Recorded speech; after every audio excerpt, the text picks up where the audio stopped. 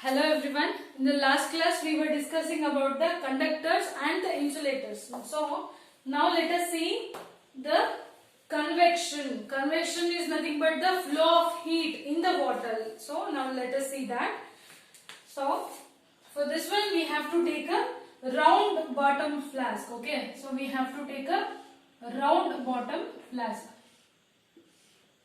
So this is the round bottom flask. Okay, and you have to fill the water, 2/4 of this water. Just have to fill the water.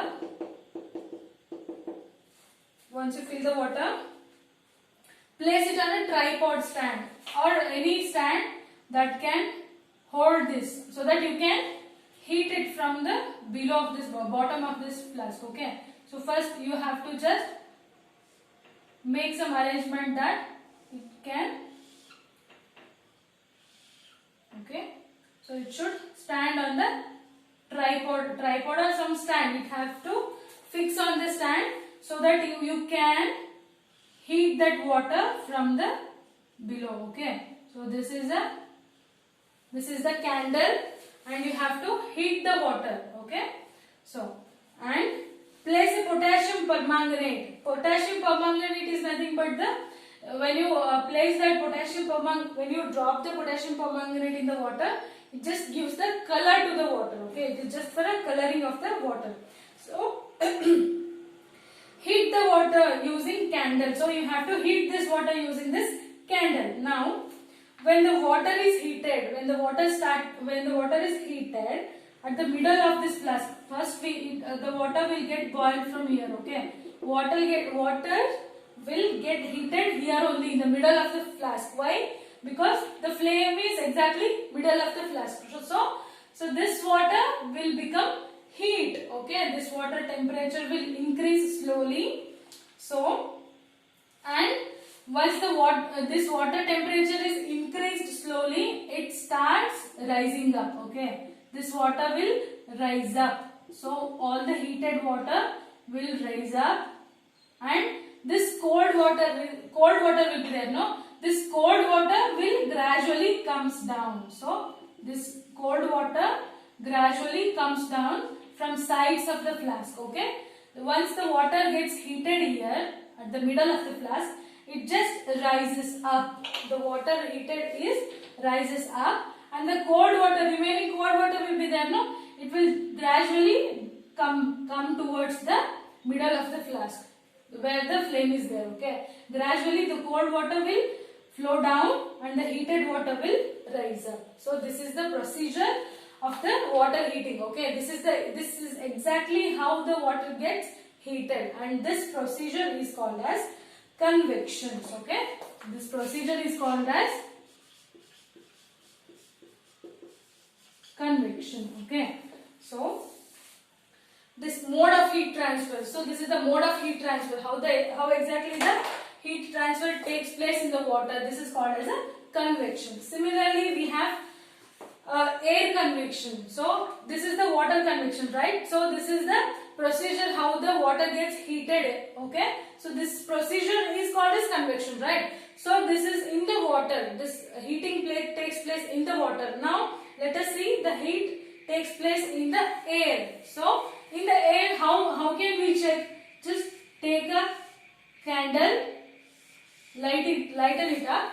So you have to hold your hand above this lamp. Okay, when you hold your hand above the lamp, above this candle, you will get a burning sensation, right? Your hand will get burned if you hold it upside. So when you hold it aside, so when you hold your hand side to this candle, nothing will happen, right? Why? Because the air convection takes place in the upward direction. All the heat will be transferred upward direction. It cannot come any side. Okay, so all the heat will transfer in the air upside. Okay, so this is called as a air convection. This is water convection and this is air convections. Okay, so for this one we can check few examples. So people in the coastal area. So people are in the coastal area. The lands get hotter, right? The lands get hotter faster than the water, because water heating takes place slowly, right? water will take time to get boiled, right? So get heated, right? So the land will become hotter fast. So what will happen? The air, which is the air with the hot air will just rise up.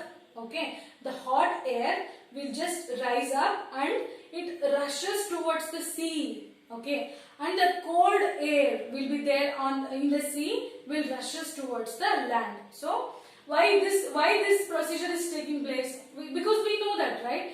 The heat transfers from hotter objects to colder objects, right? The heat will take place from hotter to the colder.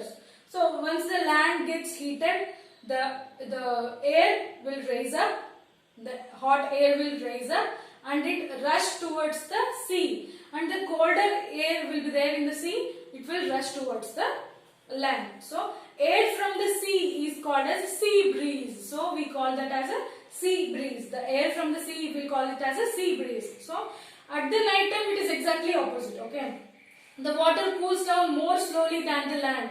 Land will get cooled. Okay, but water will the temperature of water will decrease.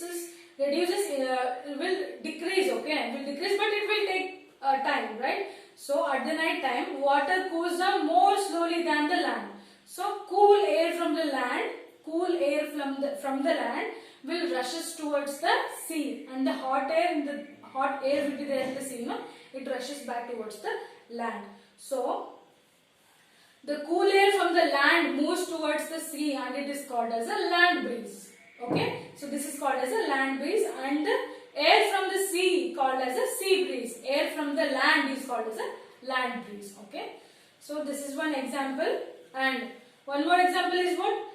When we come out, in the afternoon or sometimes when we come out, we feel it is so hot, right? How can we feel that so hot? Because the sun will fall directly on us. So we become so hot in the middle afternoon time. Okay, after 12 o'clock or something, we feel very hot if we step out. So how does the heat reaches us? The heat from the sun, how does it reach? It doesn't require any. It is not regarding of convection, conduction. It doesn't take place using these methods, okay, but it reaches us by using radiation. So the heat from the sun reaches us by radiation. This is called as a radiation. It doesn't require any media. It doesn't require any media. That the heat from the sun will fall on the lands, okay, will fall on the earth by using this radiation. So that method is called as a radiation. So it does not require any media, okay, any medium. Utensils kept away from the flame to cool down. So when we keep utensils, or some will cook, right? After finishing the cooking, we take the vessels and keep it aside. We will switch off the flame. So the hotter object will gradually decrease the temperature. How will it decrease the temperature? Because the heat from the utensils will gradually transfer to the surrounding area. Okay, it gradually decreases the heat by passing the heat to the surroundings, and the vessel will become gradually it reduces the heat gradually, right? So how does it happen? It happens like the heat will be transferred from the hot vessels to the surroundings using this radiation. Okay, and all the hot bodies radiate heat. Any hot object, it radiates heat. Okay, any hot object. For example, last class I have told you that rod will be there. No, if we start heating the rod, the wax pieces will fall down initially. Okay, initially first will fall down, then later second. The rod will become heated after so many time. Okay, after so much time, it will take time to get heated. But once it is heated, it radiates the heat. Okay, once it is completely hotter, it starts radiating the heat. Radiating means what?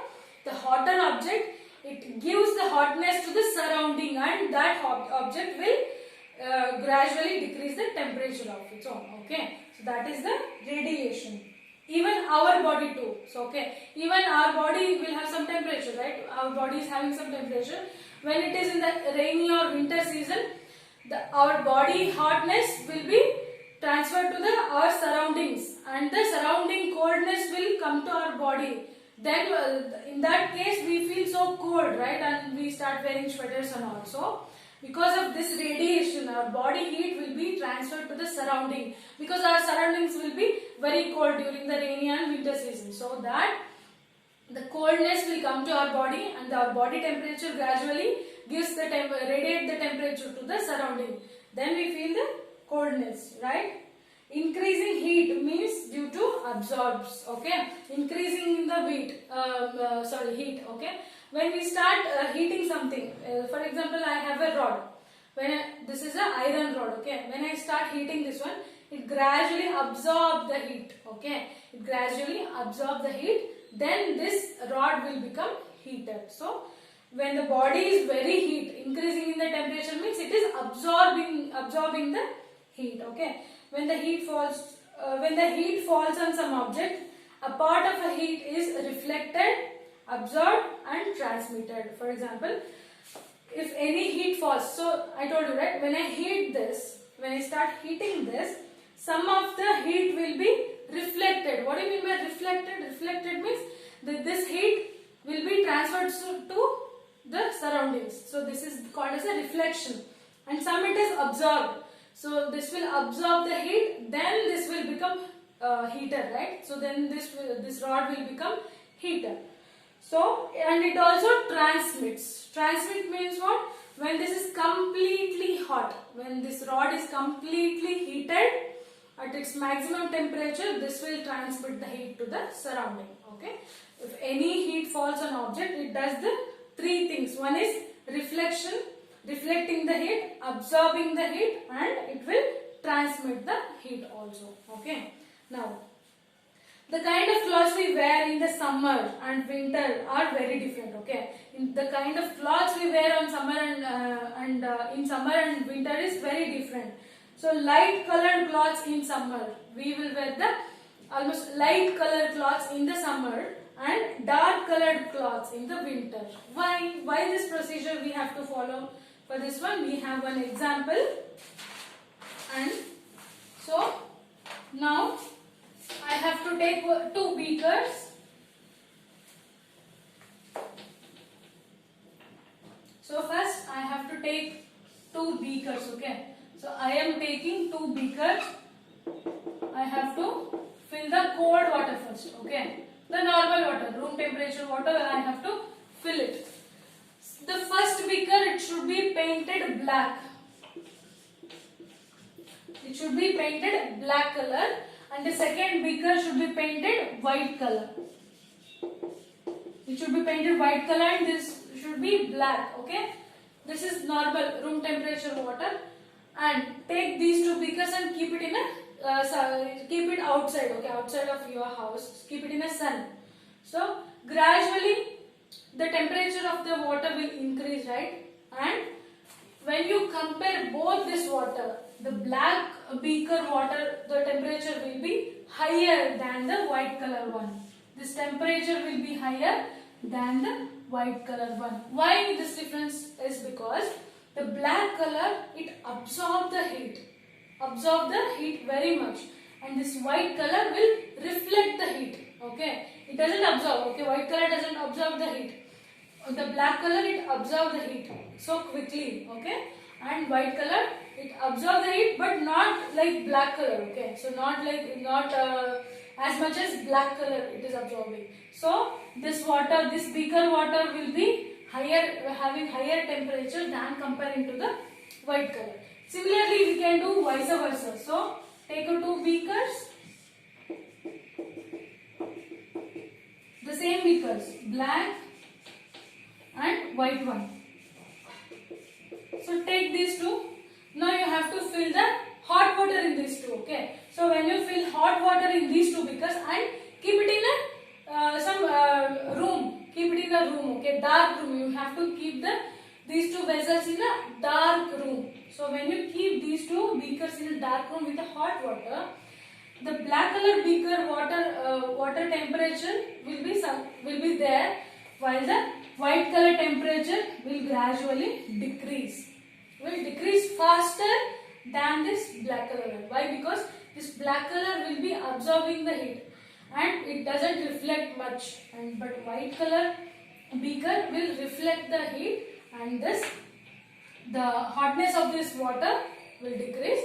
But the black color, it also decreases but lesser than the white color one. So because of this reason, we wear white color or light colored cloths in the summer because it reflects, it doesn't absorb the heatness, and we wear dark color or black color cloths in the winter season because it holds our body temperature, it doesn't transmit our body temperatures. So this is the example.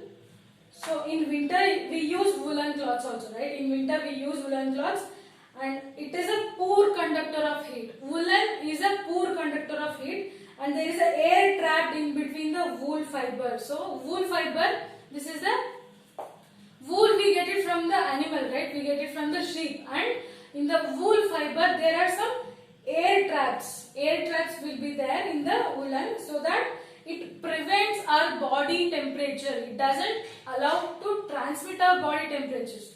So in the winter season, if our body temperature is transmitted to the surroundings, we feel cold, and the surrounding coldness will come to our body. Okay. So if we wear woolen cloths, so this will prevent our transmission of body temperature to the surroundings, so that we can keep ourselves warm. Okay. Thank you so much.